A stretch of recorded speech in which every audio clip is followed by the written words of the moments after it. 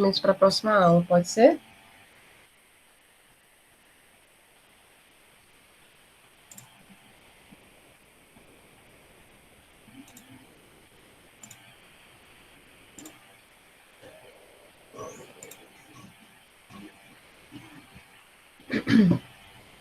Não voltaram ainda?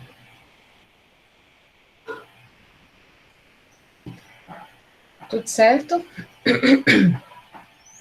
Pessoal, é o seguinte, aqui eu gosto muito desses esquemas, porque aqui a gente consegue ver um resumo, né, do método de compressão por via úmida e método de compressão por via seca e todas as suas, digamos assim, as suas fases, tá? Se vocês quiserem, eu posso até, essa aula eu posso até deixar com vocês, tá? Quem precisar, quem quiser, me diz que eu mando lá pelo Google Class mesmo, tá bom?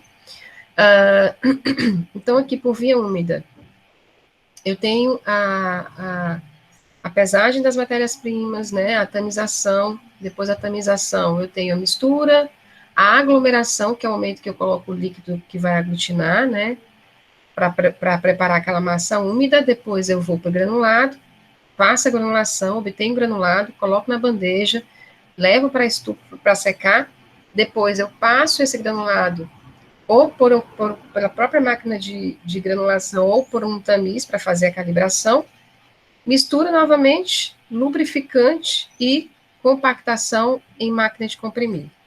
Quando por via seca, eu vou ter todos os processos. O único que eu não vou ter é essa aglomeração aqui, ó, que é a adição do líquido aglutinante.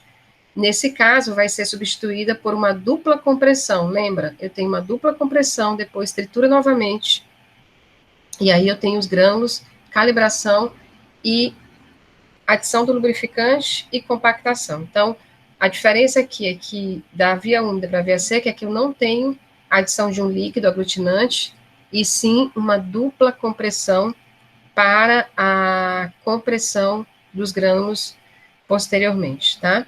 Essa é a diferença. Esse quadro é melhor ainda, que aí sim eu consigo visualizar. Gente, vocês estão por aí? Eu tô, professor. Então, beleza. Esse quadro é bem melhor, gente, porque aí eu consigo, vocês conseguem visualizar os números de etapas para cada tipo de método de compressão de comprimidos. Na compressão direta, eu tenho apenas duas fases, mistura dos princípios ativos e compressão, né? Nessa mistura, claro, vou ter a pesagem, a mistura, a calibração, né? A tamização e, posteriormente, a compressão. Na via seca, a mistura dos recipientes, né? Aí tem tamização, mistura, né? Compressão dos sugles, que é as compressões, a dupla compressão, né?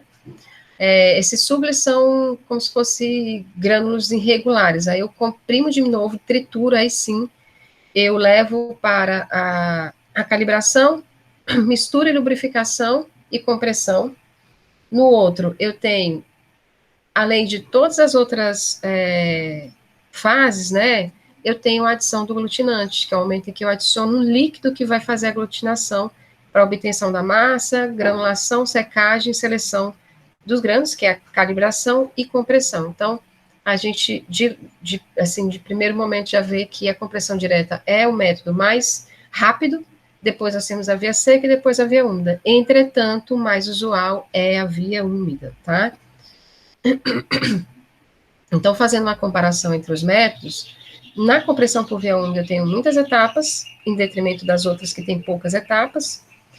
Adição e remoção de solventes, maior gasto de energia, possibilidade de hidrólise, porque eu tenho adição de um líquido, e possibilidade de degradação por aquecimento. Na via seca, muitas etapas, equipamentos caros e gasto de energia.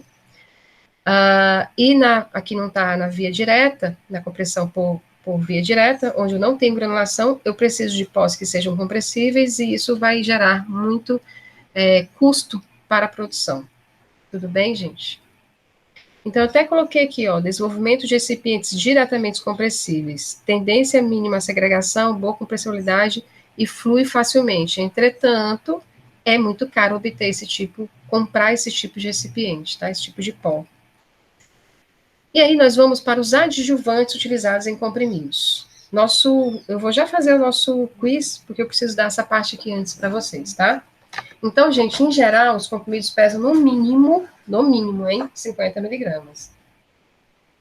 Olha, vejam bem, nós temos comprimidos de 750 miligramas, que são esse paracetamol grandão aqui, que eu acho que eu fechei a câmera, mas esse paracetamol grandão aqui, ele tem 750 miligramas. Eu acho que é um dos mais, eu acho que é o maior peso, assim, que eu já tenha visto.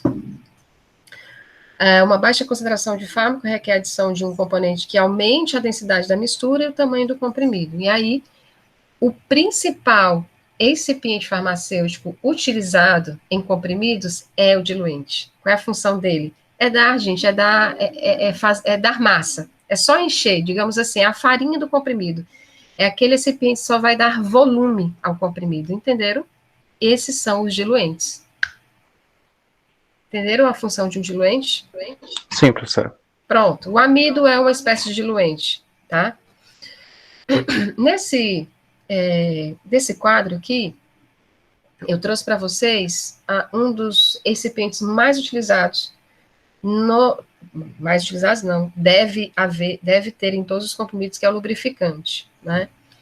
O lubrificante, gente, é que vai melhorar o fluxo desse pó ou desse granulado pelas superfícies metálicas, tá? Nós temos aqui, ó, o estearatos metálicos, ácidos esteáricos, sílicas coloidais, talco e amido. E aqui eu vou colocando, o quão eles têm uma boa atividade lubrificante ou não.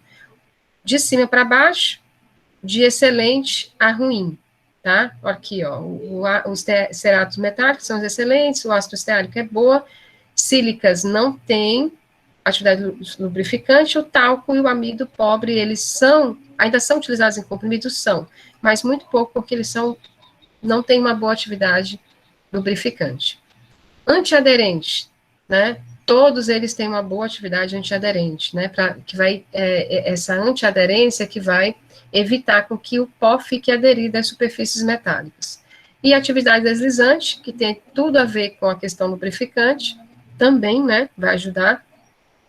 Por incrível que pareça, o estearato metálico, ele não tem uma boa atividade deslizante, então, ele tem essa atividade lubrificante, né, que é para escorrer melhor, mas para melhor fluxo mesmo, para deslizar, ele é pobre. E aí nós temos aqui como excelente as sílicas coloidais. Então, vejam, né, que alguns recipientes precisam de outros para serem complementares, apesar de um único recipiente ter várias funções, certo? Então, esses aqui que eu estou mostrando para vocês são os mais utilizados com essas atividades, tá? Depois nós temos os corantes, os flavorizantes, e aí é para dar cor e sabor aos comprimidos, tá? Os diluentes, eu já falei para vocês, a função deles é encher, é dar massa para o comprimido.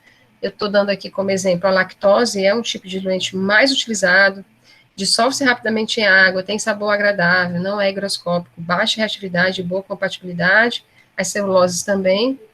Desintegrantes. Gente, qual é a função de um desintegrante? Ele é quem vai fazer com que o comprimido se desintegre lá no pH ácido do estômago, ou lá no pH básico do intestino, tá?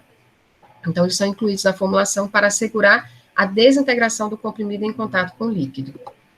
Aglutinantes.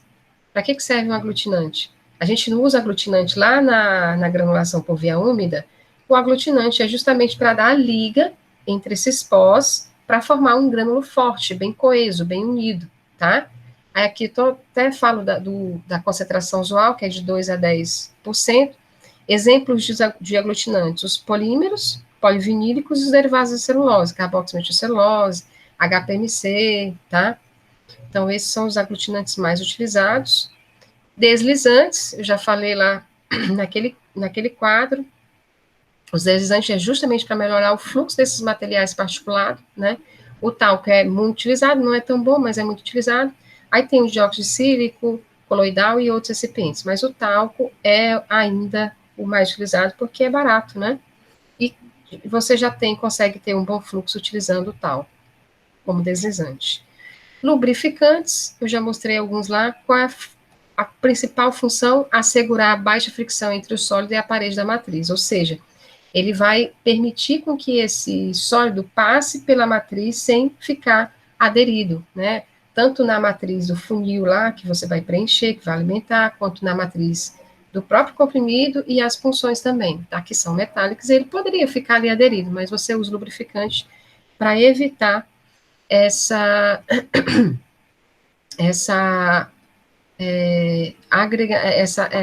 acúmulo de pó nas superfícies metálicas, tá? Desculpa, gente, estou no momento da tosse agora. Antiaderentes, já falei sobre eles, vai reduzir também essa adesão entre as partículas do pó e as faces das punções e da superfície metálica. Na verdade, o antiaderente, gente, tem a mesma função do lubrificante, tá? Aromatizantes, corantes, já falei lá, então, vamos lá, recapitulando. Os principais adjuvantes que não devem faltar em um comprimido. Primeiro, diluente, lubrificante, desintegrante e antiaderente. Tudo bem, gente? Até aí? E o deslizante. Tudo. Qual foi o primeiro que a senhora falou? Os diluentes, que vão dar massa, né? Que vão dar volume. Dei o exemplo da lactose, o amido, tá? Desintegrantes, os aglutinantes que vão dar a coesão no momento da granulação, né? Os deslizantes, é o exemplo do pó, para que eles tenham um fluxo melhor. Os lubrificantes, que vão evitar de que o pó fique preso, né, ou aderir às superfícies metálicas, e os antiaderentes também, que vão reduzir essa adesão à superfície metálica, tá? Então, esses são os principais adjuvantes farmacotécnicos utilizados na preparação tanto de comprimidos, quanto cápsulas, quanto drages também. Gente, e aqui eu vou falar dos principais defeitos que podem ocorrer nos comprimidos, tá? Ele tem esses nomes aqui diferentões, mas eu vou dizer uma coisa para vocês.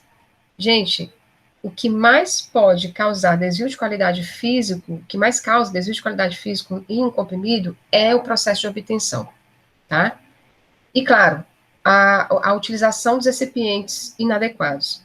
Se você usa o recipiente inadequado, isso já pode interferir completamente. E se você usa uma força de compressão errada, né, inadequada, ou um preenchimento da matriz não homogêneo, né, isso também vai afetar, obviamente, as características físicas.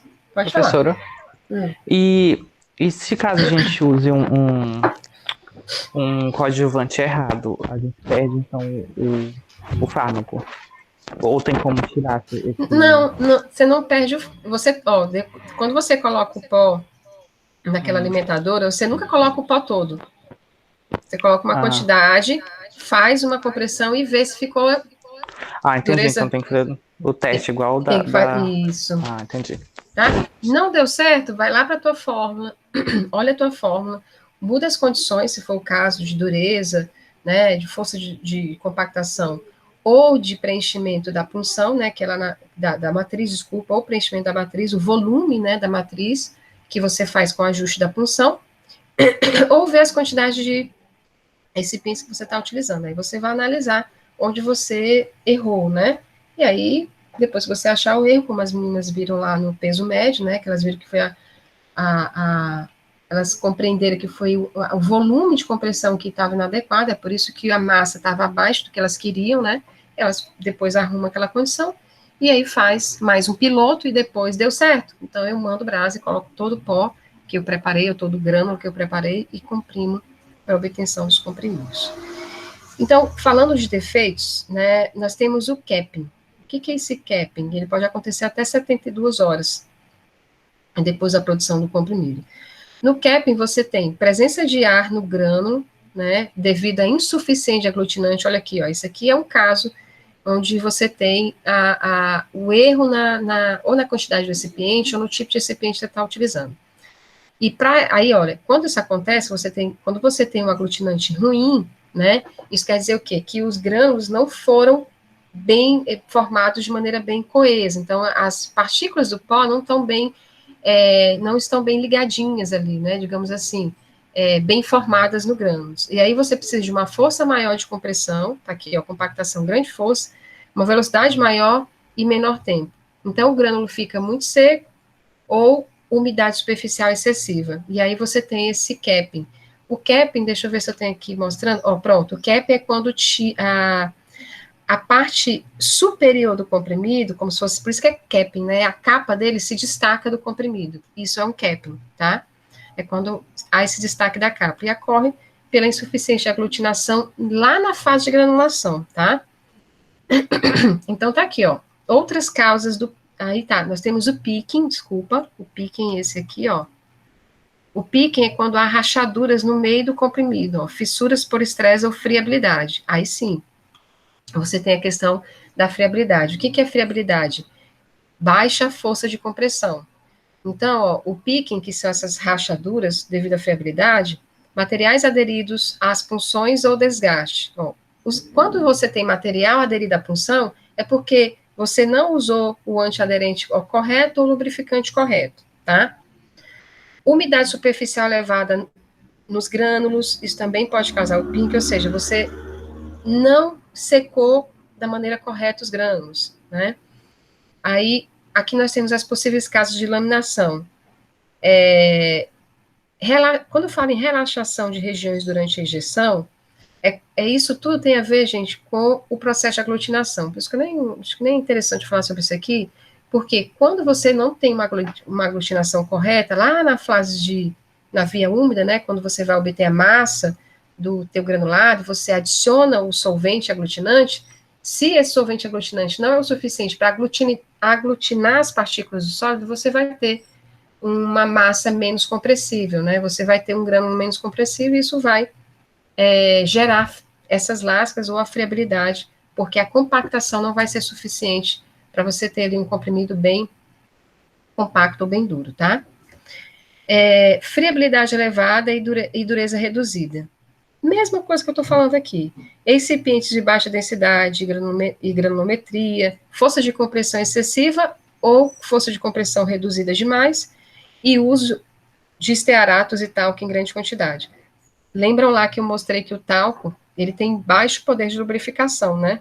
Então, isso pode ocasionar o quê? A adesão desses pós ou desse grânulo nas superfícies metálicas. Então, falando de defeitos principais, é o capping, a laminação, né, que não deixa de ser o picking, que você tem as fissuras, né, por fiabilidade, e o sticking, que é quando você perde parte mesmo do seu comprimido, né.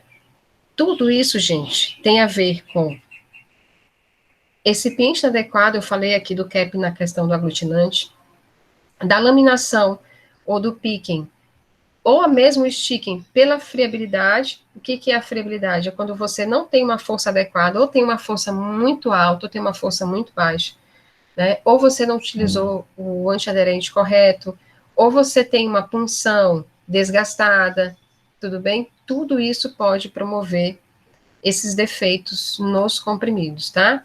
Então, capping, né, devido à insuficiência de aglutinante, o picking, você tem devido também ou a umidade do grânulo, ou uma insuficiência de aglutinante também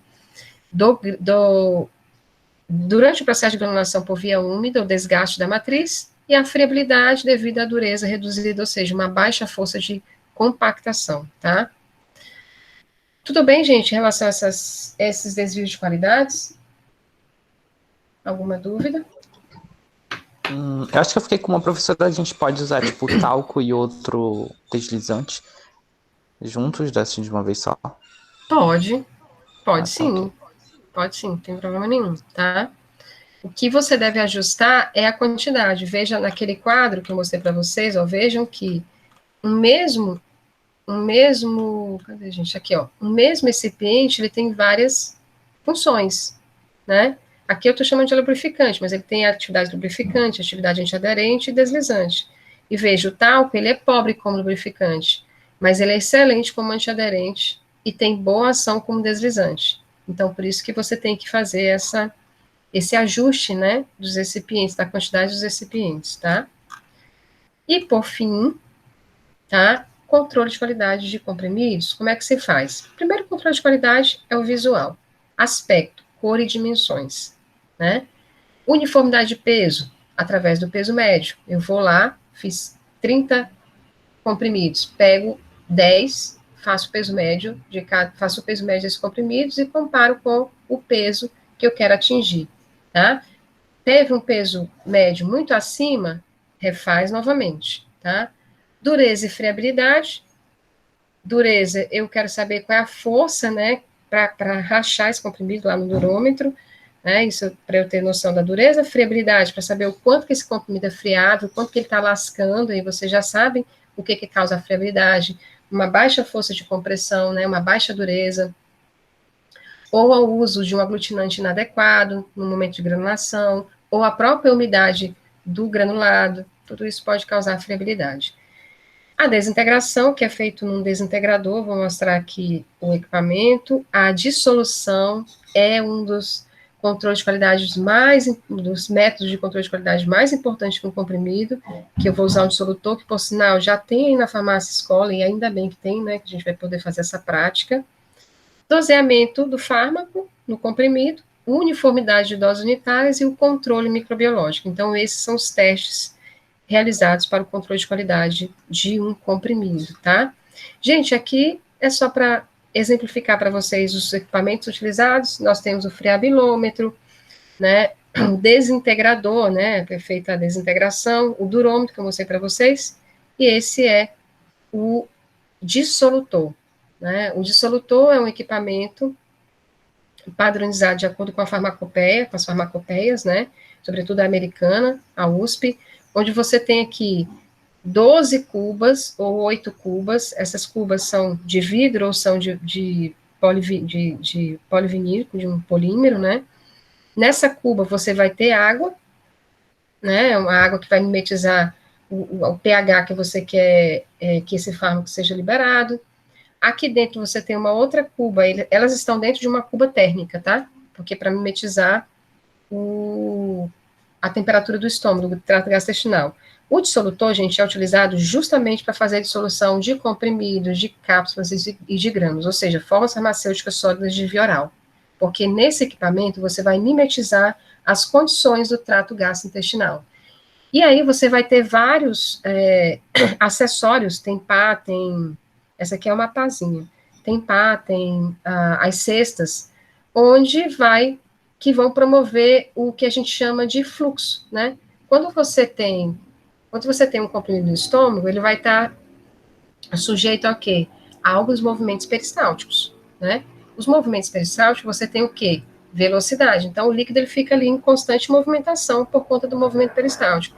Então, esse acessório aqui, que é uma pá, uma cesta, como eu falei, ele vai ficar rodando. E aí você controla a velocidade de oscilação para mimetizar o quê? Os movimentos peristálticos que nós temos no trato gastrointestinal. Então, esse é o dissolutor que eu vou utilizar para saber o tempo necessário que esse comprimido vai precisar para liberar o fármaco e entrar em dissolução. Depois eu venho aqui e coleto esse líquido que está dentro dessa cubinha aqui, tá? Dessa cesta aqui, e levo para o espectrofotômetro, para HPLC, para saber o quanto de fármaco foi liberado. E aí, gente, eu faço isso em tempos pré-determinados, porque é assim que eu vou construir o que a gente chama, que eu fiz agora para vocês, o que a gente chama de perfil de liberação. Mostrei para vocês agora há pouco, né? Quando você mostra essas retas, ou tem isso aqui, né? Ou tem isso aqui, ó, né? Que você tem aqui concentração, gente, desculpa, tá? Concentração e tempo, isso aqui é um perfil de liberação. Como é que eu consigo isso? Com o ensaio de dissolução. Tudo bem, pessoal? Tudo. Vivos? Daquele preço. Mais ou menos, né?